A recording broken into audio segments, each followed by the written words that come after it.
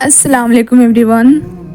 जब तुम शिद्दत से दुआ मांगते हो, अल्लाह से अपनी चाहत को बार बार मांगते हो और तुम्हें लगता है कि तुम्हारी दुआएं कबूल नहीं हो रही, तो यकीन करो तुम्हारी दुआएं कबूल हो चुकी हैं। अल्लाह बस तुम्हें बेहतरीन वक्त पर देना चाहता है। अल्लाह तो उसे भी देता है जिसने कभी उसके दर का रुख नहीं किया, तो फिर तुम्हें कैसे नहीं देगा जब तुम उससे गिड़गिड़ा कर कुछ मांगोगे। सैकड़ों मिसालें मौजूद हैं कि लोगों ने दुआओं से अपने पसंदीदा शख्स अपने मुकद्दर में शामिल किए। तुम भी अल्लाह से नाउमीद मत हो। उन लोगों की कहानी अल्लाह ने मुकम्मल की, वह तुम्हारी कहानी भी अधूरी नहीं छोड़ेगा। मुसलसल एक ही दुआ को हर नमाज में मांगना कोई इत्तेफाक तो नहीं है। यकीन रखो, अगर अल्लाह दिल से दुआ का ख्याल नहीं निकाल रहा, तो फिर उस दुआ का पूरा होना तुम्हारे नसीब में लिखा जा चुका है। तुम्हें यूँ हर बार यकीन आ जाना, तुम्हारे दिल में हर बार उम्मीद का आ जाना और फिर तुम्हारा दुआएं मांगना इस बात की दलील है कि अल्लाह के दर से मदद जल्द तुम तक पहुँचेगी, मुअज़्ज़ज़ात की सूरत में। तुम्हारा नसीब बस तुम्हें उन रास्तों तक लाता है जो अल्लाह ने तुम्हारे लिए लिख दिए हैं, मगर तुम्हें मिलता वही है जिसके लिए तुम दुआ करते हो। इसलिए दिल न राज़ी हो तब भी दुआ के लिए हाथ उठाओ, कोई उम्मीद बाकी न रहे तब भी उससे मांगो। वह जो रात से दीन निकाल सकता है, वह नाउमीदी से यूँ उम्मीद निकालेगा कि तुम हैरान रह जाओगे। हिम्मत मत हारो, दुआ मांगते रहो तब तक जब तक जवाब मिल नहीं जाता। जब वह तुम्हें सब्र की इंतहा को ले आया है, तो यकीन रखो कि आजमाइश अब ख़त्म होने वाली है और फिर हर उस चीज़ से नवाज दिया जाएगा जिसके लिए तुम रातों को उठ कर झोली फैलाते थे। ये जितनी आजमाइशें आई हुई है ना तुम पर, उनमें अल्लाह की मसलहत भी है जो अभी तो नज़र नहीं आएगी तुम्हें, मगर यकीन करो इसका इनाम तुम्हें बहुत बेहतरीन बन के मिलने वाला है।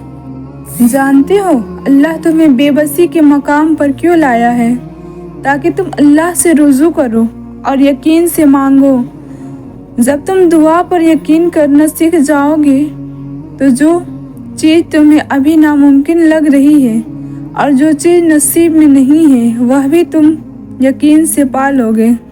तुम्हारा मुकद्दर तुम्हारी ज़िंदगी नहीं बनाता, तुम्हारा तवक्कल तुम्हारी ज़िंदगी बनाता है। तुम्हारे पास अब भी दुआ का इख्तियार है। तुम्हारी कहानी अभी ख़त्म नहीं हुई। तुम्हें दुआओं का तौफीक मिलना ही कबूलियत की सबसे बड़ी दलील है। तुम्हारा सब्र गवाह है कि तुम्हारे लिए कुन फयकुन लिखा जा चुका है और तुम्हारे सब्र का सिला अब तुम्हें मिलकर रहेगा। आंसू वह खामोश दुआएं हैं जो सिर्फ अल्लाह ही सुनता है। गिरते आंसू और टूटे हुए दिल की कद्र अल्लाह से बेहतर कोई नहीं जानता। तहज्जुद तक पहुंचना तुम्हारा बेवजह तो नहीं है, आखिर कुछ तो है जो मुमकिन होने वाला है। तुम्हारी दुआओं की कबूलियत की निशानी इससे बेहतर और क्या हो सकती है?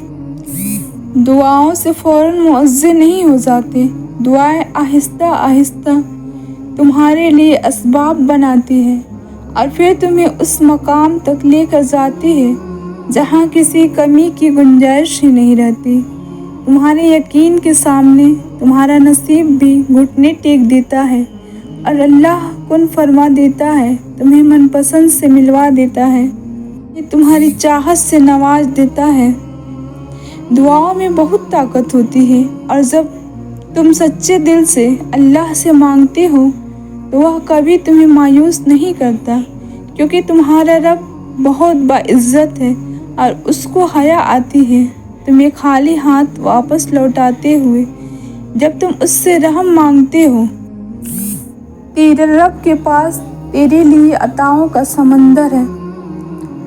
ये ज़ब्त के आंसू का एक ही कतरा उस रब की रहमत के समंदर में शोर मचा देता है اور اس چیز کو بھی کھینچ لے آتا ہے جو تمہارے مقدر کا حصہ نہیں ہوتی، کیونکہ جن راستوں کا سفر تکلیف دہ ہوتا ہے اس کا اختتام ہمیشہ حسین ہوا کرتا ہے۔ اللہ فرماتا ہے، اور ان قریب تمہارا رب تمہیں پھیر دے گا اس کی طرف جس میں تمہاری خوشی ہے۔ سنو، یہ مت سوچو کہ تمہاری دعائیں نہیں سنی جا رہی یا کبھی قبول نہیں ہوں گی، بلکہ جان لو تمہاری دعائیں تو عرش پر جا چکی ہیں۔ اس کے تو بس ایک کن کی بات ہے۔ جب تمہارے حق میں بہتر ہوگا اس نے کن کہنا ہے اور فیکون کے معزز ہو جانے ہیں۔ نصیب کا لکھا بدل دیتی ہے تڑپ سے مانگی ایک دعا۔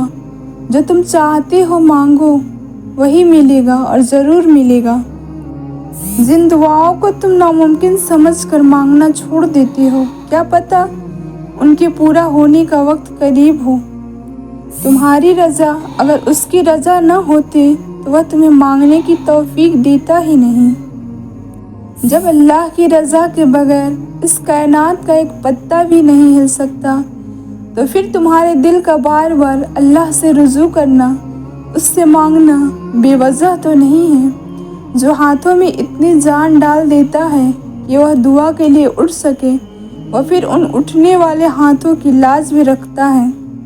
کبھی سوچا ہے اگر اللہ کو آپ کی دعا قبول نہ کرنی ہوتی تو وہ بلا وجہ آپ کے دل کو ایک ہی دعا پر کیوں روک دیتا؟ اگر قبول نہ ہونی ہوتی تو اللہ آپ کا دل بدل بھی تو سکتا تھا۔